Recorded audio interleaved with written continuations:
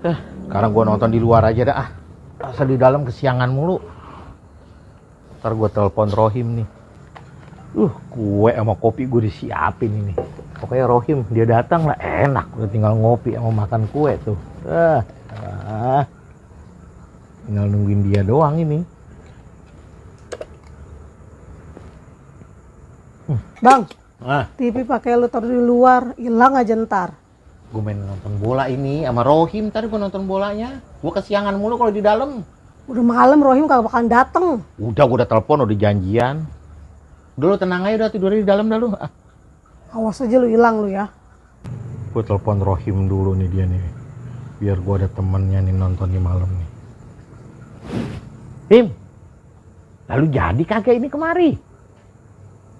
Lah ini TV gue udah keluarin. Kue segala macam ada ini. Ya buruan ya. Ya gue tungguin nih di rumah. Ya. Yuk. Kemana dia Rohim ini kuenya? Aduh. Udah malam banget lagi. Tuh. Ya bang. Aduh, belum datang juga kita tungguin ya.